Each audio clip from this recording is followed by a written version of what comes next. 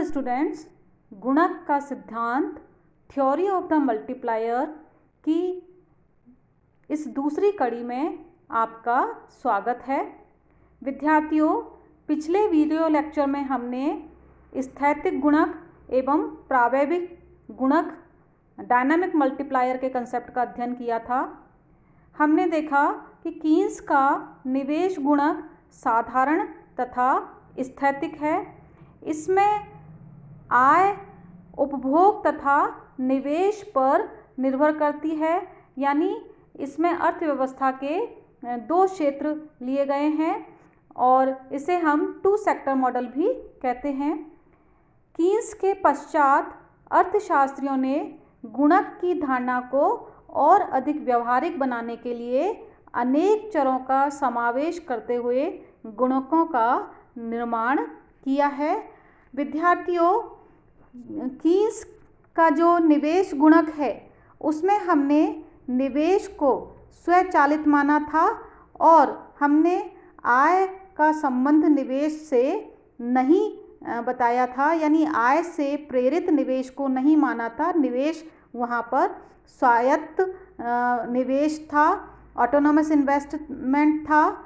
इसके अलावा गुणक की स्थैतिक अवधारणा में यह भी माना गया था कि अर्थव्यवस्था में तेजी से समायोजन होता है और जिससे गुणक अपना पूरा प्रभाव दिखाता है। निवेश बढ़ने के साथ साथ आय में उसी समय गुणक के अनुपात में वृद्धि हो जाती है। और हमने प्रावैधिक गुणक में देखा था कि जो आय वृद्धि है वह विभिन्न अवधियों में होती है और गुणक की प्रक्रिया क्रियाशील रहती है। विद्यार्थियों, अन्य अर्थशास्त्रियों ने जिन कई प्रकार के गुणकों का मल्टीप्लायर्स का निर्माण किया है उन्हें जटिल गुणक कॉम्प्लेक्स मल्टीप्लायर कहा जाता है। और इन कॉम्प्लेक्स मल्टीप्लायर में हम प्रावैधिक गुणक, सरकारी व्यय गुणक, कर गुणक, संतुलित बजट गुणक और विदेश व्यापार गुणक, सुपर गुणक इनको शामिल करते हैं। तो इस वीडियो लेक्चर में हम अन्य गुणकों का यानी गुणक के अन्य प्रकारों का हम अध्ययन करेंगे। तो सबसे पहले हम ले रहे हैं सरकारी व्यय गुणक, गवर्नमेंट एक्सपेंडिचर मल्टीप्लायर। जब निजी उपभोग और स्वायत्त निवेश में वस्तुओं और सेवाओं पर सरकारी निवेश को, सरकारी व्यय को जोड़ दें तो आय में जो वृद्धि होती है उसे हम सरकारी व्यय गुणक कहते हैं, गवर्नमेंट एक्सपेंडिचर मल्टीप्लायर कहते हैं। तो सरकारी व्यय गुणक स्वायत्त सरकारी व्यय में परिवर्तन होने से आय में जो परिवर्तन होता है वह सरकारी व्यय गुणक है। इस स्थिति में हम यहाँ पर y equal to C plus I plus G लेंगे, यानी यहाँ पर हमारी जो एग्रीगेट डिमांड है, समग्र मांग है, उसके तीन कंपोनेंट हैं, निजी उपभोग व्यय, निजी निवेश व्यय और सरकारी व्यय। विद्यार्थियों, सरकारी व्यय गुणक को हम इस प्रकार व्यक्त कर सकते हैं। यहाँ पर मैंने इसको लिया है delta y equal to 1/1 minus B into delta G. Delta G सरकारी व्यय है, सरकारी व्यय में होने वाला परिवर्तन है, और डेल्टा वाई आय में होने वाला परिवर्तन है। जैसा कि हम पिछले वीडियोज में भी देख चुके हैं, बी सीमांत उपभोग प्रवृत्ति है। आय में परिवर्तन सरकारी व्यय में परिवर्तन का कुछ गुना होता है और वह सरकारी व्यय गुणक के बराबर होता है, यानी आय में जो परिवर्तन है वह सरकारी व्यय इंटू सरकारी व्यय गुणक के बराबर होता है। इस इक्वेशन के माध्यम से इसको हम इस रूप में भी रख सकते हैं, delta Y divided by delta G equal to K जी।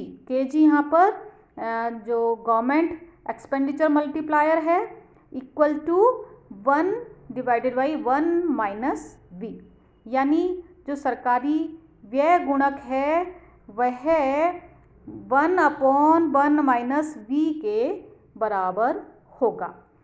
अब विद्यार्थियों मान लीजिए हम MPC 0.8 मान लेते हैं, तो KG सरकारी व्यय गुणक 5 के बराबर होगा। किस प्रकार कि 1 डिवाइडेड बाई 1 माइनस 0.8।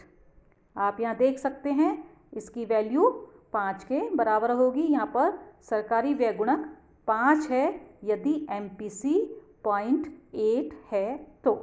इसको हम इस प्रकार समझ सकते हैं कि यदि सरकारी व्यय में 100 करोड़ रुपए का परिवर्तन होता है, यानी यदि मान लीजिए सरकारी व्यय 100 करोड़ रुपए बढ़ जाता है तो आय में वृद्धि 500 करोड़ होगी, क्योंकि हमने जो गुणक है यहाँ पर हमारा 5 है, 0.8 MPC है। उस स्थिति में सरकारी व्यय में परिवर्तन 100 करोड़ होने पर आय में जो परिवर्तन है वह 500 करोड़ रुपए होगा।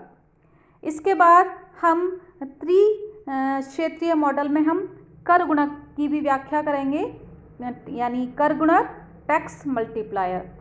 जिस प्रकार सरकारी व्यय से आय में वृद्धि होती है, उसी प्रकार करों में वृद्धि होने से आय में कमी हो जाती है, क्योंकि कर लगाने पर जो प्रयोज्य आय है, डिस्पोजेबल इनकम है, वह हमारी y माइनस टी होगी। यानी जो आय है उसमें से टी यानी टैक्स है उनको घटा दिया जाएगा, तो वह डिस्पोजेबल इनकम होगी। YT के बराबर हो, y माइनस टी के बराबर हमारी डिस्पोजेबल इनकम होगी।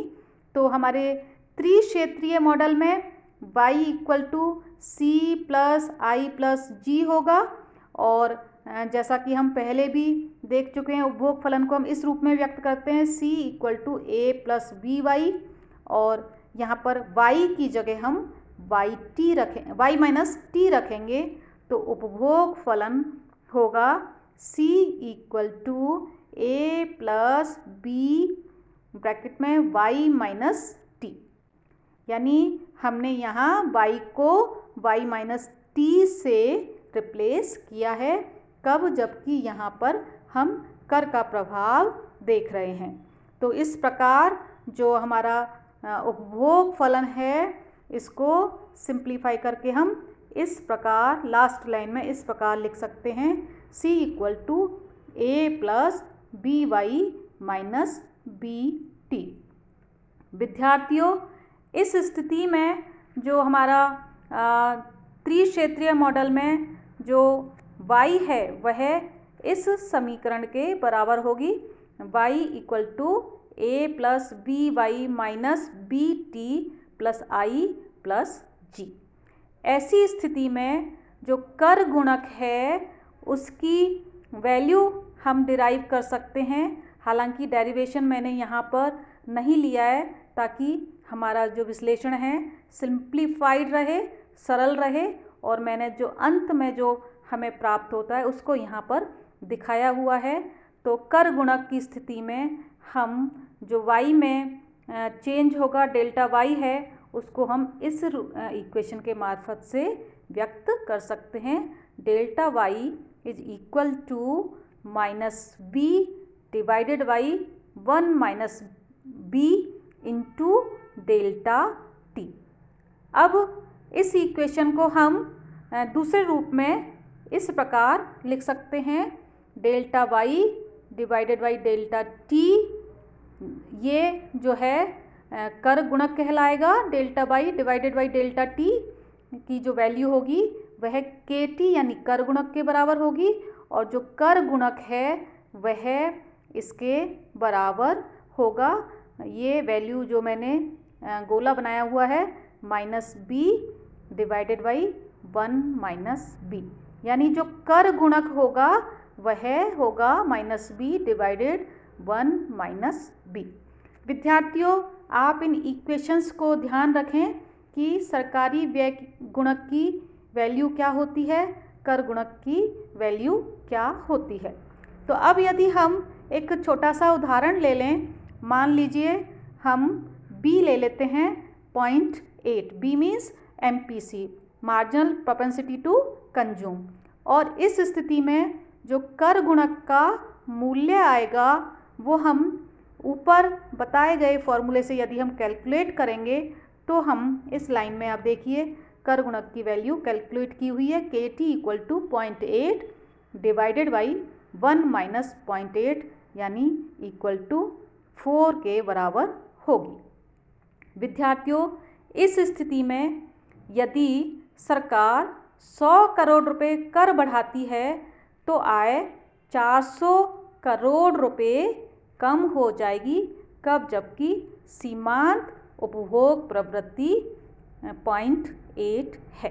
विद्यार्थियों, यहाँ पर हमने कर गुणक देखा और कर गुणक हमने देखा कि MPC 0.8 होने पर कर गुणक 4 के बराबर आया और हमने जब सरकारी व्यय गुणक देख रहे थे तब MPC 0.8 होने पर सरकारी व्यय गुणक 5 के बराबर आया था। अब हम संतुलित बजट गुणक की चर्चा करते हैं, बैलेंस बजट मल्टीप्लायर। यदि सरकार जितनी आय प्राप्त करती है उतना ही कर लगा देती है तो वहाँ पर delta G equal to delta T की स्थिति होगी और उसे हम संतुलित बजट कहते हैं। संतुलित बजट में जो करों से प्राप्त राशि है वह सरकारी व्यय के बराबर होगी। अब इस स्थिति में जो गुणक होगा वह सरकारी व्यय गुणक और सरकारी कर गुणक जो दोनों हैं उनके संयुक्त प्रभाव को दर्शाएगा। यानी संतुलित बजट गुणक के माध्यम से हम सरकारी व्यय गुणक और कर गुणक दोनों के संयुक्त प्रभाव को आय पर दिखा सकते हैं। अब इसको देखिए कि हमारा जो बैलेंस बजट मल्टीप्लायर है वह सरकारी व्यय गुणक और कर गुणक दोनों के योग के बराबर होगा।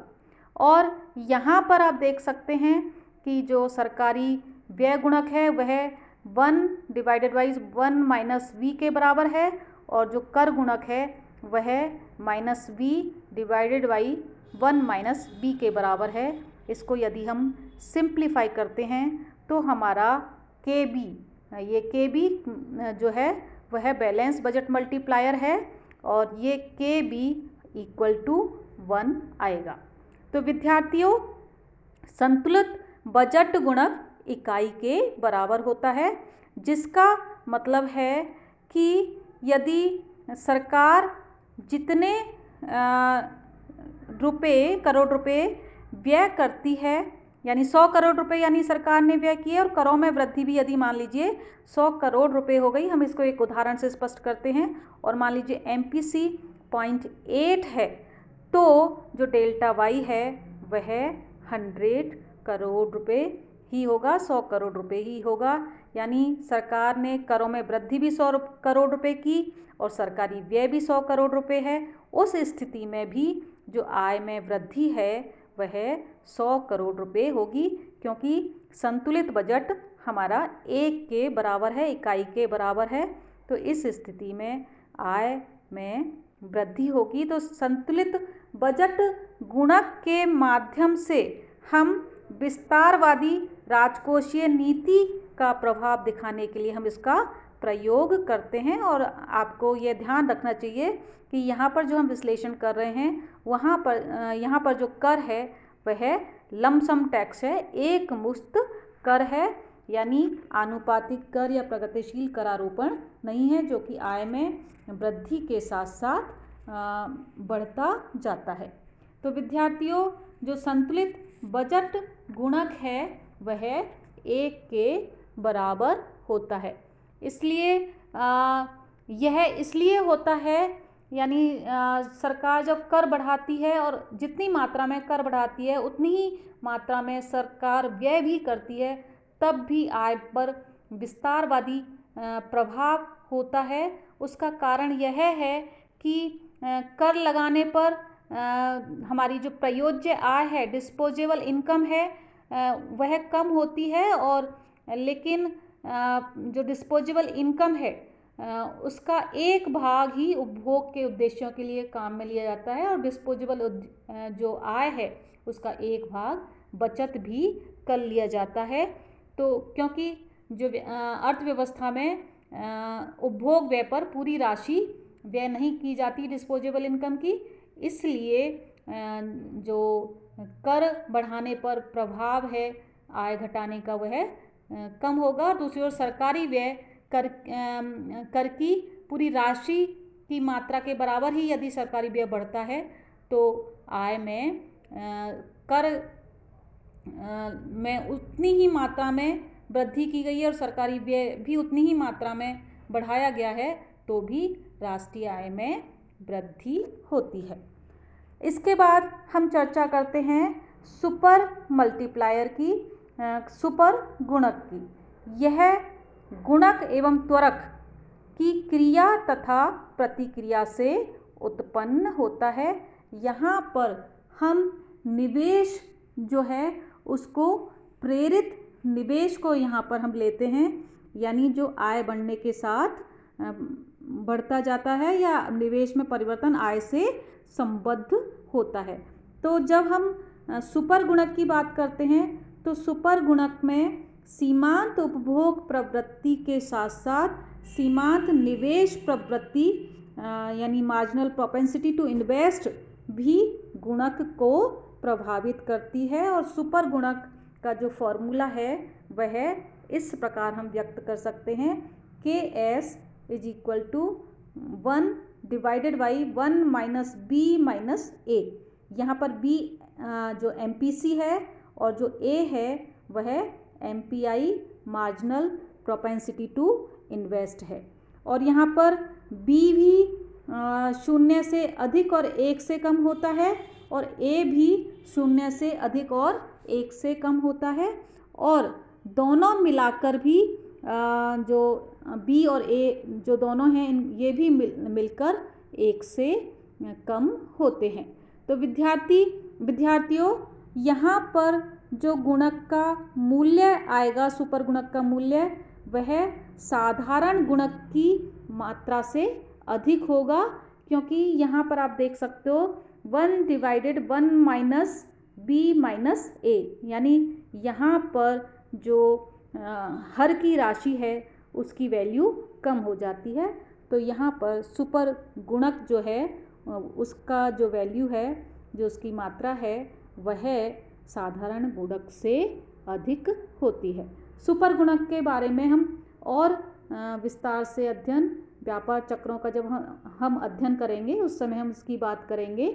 और सुपर गुणक को कॉम्प्लेक्स मल्टीप्लायर या कंपाउंड मल्टीप्लायर भी कहा जाता है। इसी प्रकार जो विदेशी व्यापार गुणक है उसकी चर्चा भी कॉम्प्लेक्स मल्टीप्लायर के अंतर्गत की जाती है, जटिल गुणक के अंतर्गत की जाती है। और विदेशी व्यापार गुणक में जो गुणक की मात्रा है वह सीमांत उपभोग प्रवृत्ति और सीमांत आयात प्रवृत्ति पर निर्भर करती है। और आयात प्रवृत्ति का जो मूल्य है वह गुणक के मूल्य को कम करता है। तो विद्यार्थियों, इस प्रकार हमने गुणक के विभिन्न प्रकार देखे हैं और मैं समझती हूँ कि बहुत सरल तरीके से सिंप्लीफाइड फॉर्म में आपको ये मैंने व्यक्त किया है, समझाया है। उम्मीद है आपको यह समझ में आ गया होगा कि हम किस प्रकार सरकारी व्यय गुणक, कर गुणक या संतुलित बजट गुणक की अवधारणा से परिचित होते हैं और किस प्रकार सुपर गुणक अर्थशास्त्र में, हम समष्टि अर्थशास्त्र में उसका आगे व्यापार चक्रों में प्रयोग भी करेंगे। Thank you.